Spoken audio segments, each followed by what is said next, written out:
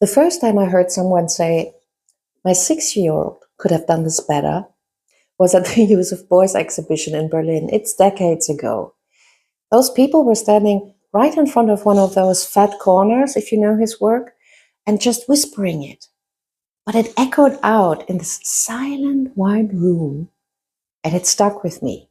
And over the years, I heard this one again and again and again. Turns out it's a classic. But of course, it was never ever said directly to the artist himself. And we know why, don't we? And it's always the same move, the same attempt to reduce something someone didn't understand into something they could laugh at and feel good about themselves. And most artists know it. It's a very cheap way to discredit the work, and not only the work, there's also the person who made it. And let's call it what it is: mockery, instant judgment, dismissal disguised as wit. This video isn't about artists, art, or creatives in general. Not really. It's about what people do when they are confronted with something they don't get. It's something new. It's something different. It's something that is not familiar to them. Something that doesn't fit their template of the world and how things should look like and should be like. And you have probably seen and heard it in different ways. In galleries, of course. Sure, in conversations. In the workplace. At family dinners. But I wouldn't go that far to say those are toxic people to stay away from. No, not in the slightest. It's only toxic when this behavior of humiliating others to elevate yourself is a pattern we can watch repeatedly over time. This one I talk about today could be any of us because it's simply human in a way. It's not great, but still human. Some people can't just let something be unfamiliar. They need it explained and labeled and micromanaged to become transparent or mocked. And most of the time, they don't even know they are doing it or that they are causing hurt and harm to someone. Let me give you another example of this of the old-time classics. Someone asks you what you do, and you say, I'm an artist. Interesting. And from there, it goes only one of three ways. Either we hear the follow-up. And what kind of art? Or we screwed up already right there, and the conversation is finished before it even started. Or they slap you with, me, my daughter, my grandfather, my grand whatever, and my dog are also painting. And then they open the gallery on the phone and show you all their art. And bam, it's about them. We're back onto familiar territory. We don't have to talk about you anymore.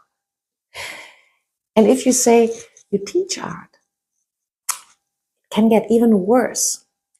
Oh, nice. It means, so, art is your hobby, and you didn't make it as an artist then. You're not a real artist. And that's not even a question. It's a statement in disguise. One that tells you exactly where you have been placed. You're second tier. You are almost, but not quite. You are now part of the fallback crowd. Apparently. Because sharing knowledge and shaping minds and making space for others to create isn't real enough. Unfortunately, this one often happens from inside the creative industry itself, by people who you would think know better than that. But well, here we are. An artist recently told that story of her own experience. She is teaching art because, like all of us, she wants to be able to pay her bills And of course, there's nothing wrong with that, especially not when you can teach people about art and creativity. It's so worthwhile for the society as a whole. And yet, she held it a secret for years because she was so embarrassed to admit it out of fear of being mocked and being perceived as not good enough as an artist. It's sad, isn't it? But I'm deviating a bit. This is a whole different topic I could hop on about identity. But all of this gets me so started that I just forget to stick to the topic. I might do another video at some point. But now, let me come back. Breathe, Christine. Where was I? So I have never seen someone grounded and content mocking others. Ever. And that alone tells me that it cannot be about the person that is being mocked. It's always about the one doing the mocking. Probably feeling some discomfort, confusion, or being afraid of being the stupid one himself. So what's going on here? Our society doesn't really value creativity. When something is new or different and there is no box yet for it to be stored in, people don't know what it is or who it is for that matter. Let's take Helena Bonham Carter. She was for many much too eccentric, too weird, too costumey until she wasn't. Until the same magazines that once mocked her were calling her iconic. Or let's take Rick Owens. He was mocked for his looks, his posture, his silence, his work. People even ridiculed his shoes, his shows, his slowness, until one day they didn't. And nothing changed except their need to pretend they understood him. That's the thing with mockery. It only sticks until the room changes its mind, until it has been validated enough by others, until it becomes fashionable and mainstream to like what they didn't get. And you can expand this into almost any field that started with something new or different.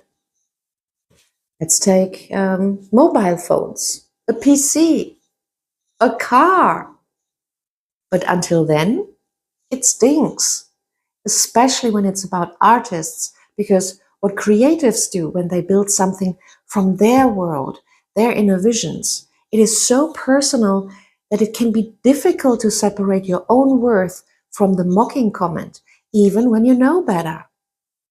Because being mocked, even casually, messes with something very primal.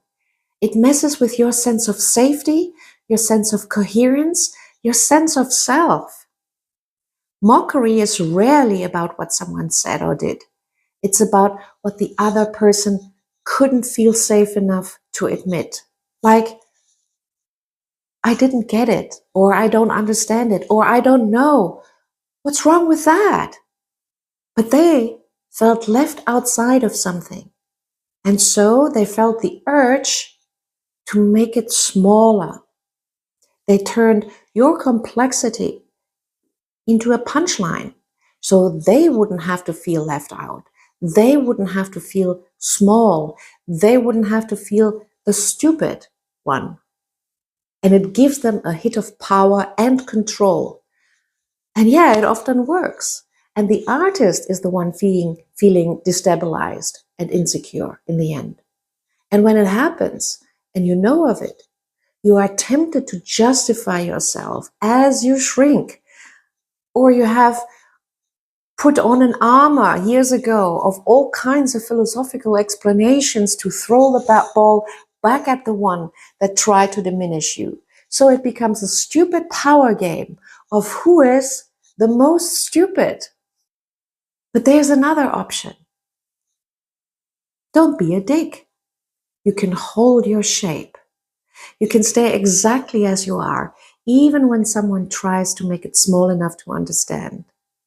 And that's what Rick Owens did. And that's what Helena Bonham Carter did. That's what Björk did. Or David Bowie. Or you name it. That's what most people who are doing something real, something different, something new, something unique have to do at some point. They do keep going against the odds.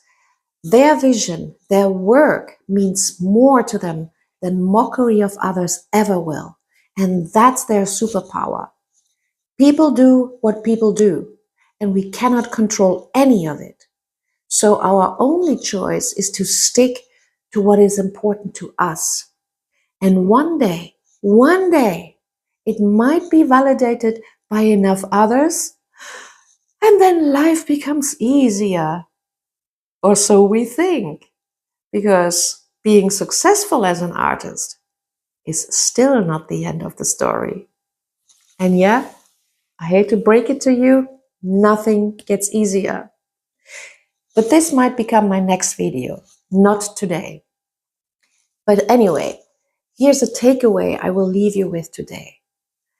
I only want to encourage you to keep doing your work, keep going, keep showing up, no matter how scary or uncomfortable it is.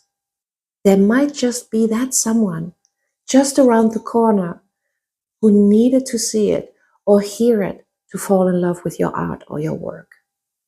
And the next time someone tries it, that sarcastic, funny, haha comment, the passive-aggressive jab, the pseudo-charm, just pause, look them in the eye, and say, "Can you repeat that?" And then leave it at that. Hit them with silence.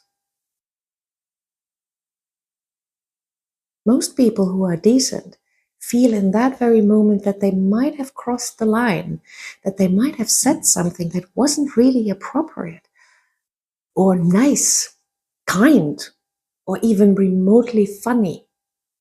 And you would be surprised how many people fold when asked to stand behind their own throwaway comment.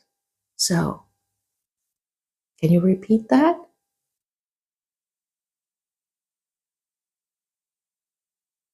Can you notice that it allows you to stay in your lane without needing to justify, defend, or excuse, and that they can say something there?